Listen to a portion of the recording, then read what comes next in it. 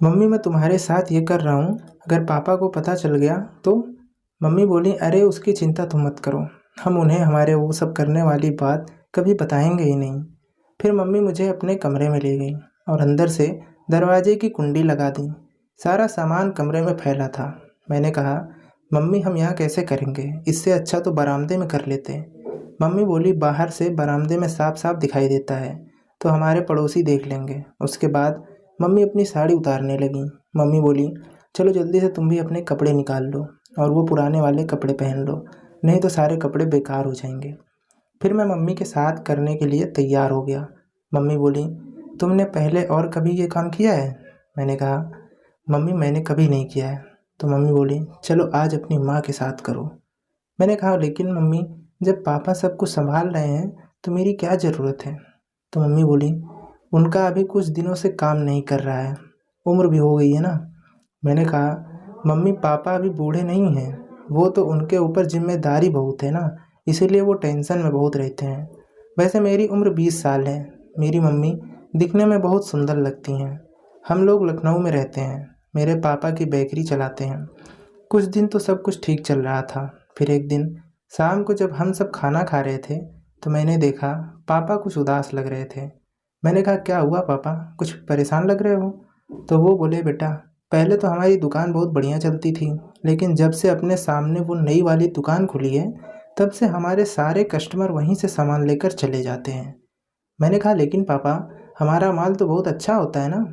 तो पापा बोले हाँ लेकिन उसने कस्टमरों को लालच दे रखा है। मैंने कहा कैसी लालच? तो पापा बोले जो आइटम हम 20-200 का देते हैं वो भी उतने का ही देता है, लेकिन उसके साथ एक गिफ्ट भी देता है। इसी लालच में सारे कस्टमर उसी से सामान लेकर चले जाते हैं। फिर खाना खाने के बाद हम सोने चले गए। रात को अचानक मेरी नींद खुल गई। मुझे मम्मी के कमरे से कुछ आवाज़ आ रही थी, तो मैं बाहर गया और मम्मी के कमरे के पास खिड़की से उनकी बातें सुनने लगा। मम्मी किसी से फ़ोन पर बात कर रही थी। मम्मी फ़ोन पर कह रही थी मैं वो सब करूँगी, लेकिन अपने आदमी से छुपा कर। उनको मेरे करने वाली बात नहीं पता चलनी चाहिए। फिर मम्मी फ़ोन रख दी। मैं मम्मी की बातें सुनकर बड़ा हैरान हुआ। मुझे नींद नहीं आ रही थी। सारी रात मेरे कानों में बस मम्मी की बातें गूंज रही थीं। फिर सुबह जब मैं उठा मेरी नज़र मम्मी के ऊपर गई। मम्मी को देखकर मुझे रात वाली बात याद आ गई। मम्मी बोली क्या हुआ रोशन, तुम मुझे ऐसे क्यों देख रहे हो? मैं कुछ नहीं बोला और बाथरूम में चला गया। थोड़ी देर बाद मम्मी मेरे कमरे में चाय लेकर आई। मैंने कहा मुझे कोई चाय वाय नहीं पीनी है, लेकर जाओ यहाँ से। मम्मी बोली क्या हुआ तुम्हें? मैंने कहा तुम रात को किस आदमी से बातें कर रही थी? मम्मी बोली किसी से तो नहीं।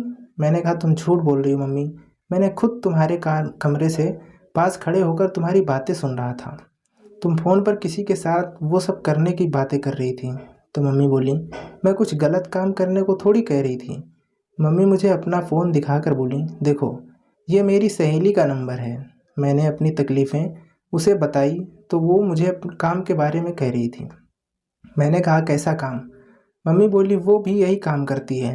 वो बाज़ार से थोक भाव में नील खरीद लाती है और उसे एक छोटे छोटे डब्बे में पैक करके फुटकर दुकानों में बेचती है, और यही करके वो आज बहुत पैसे कमाती है।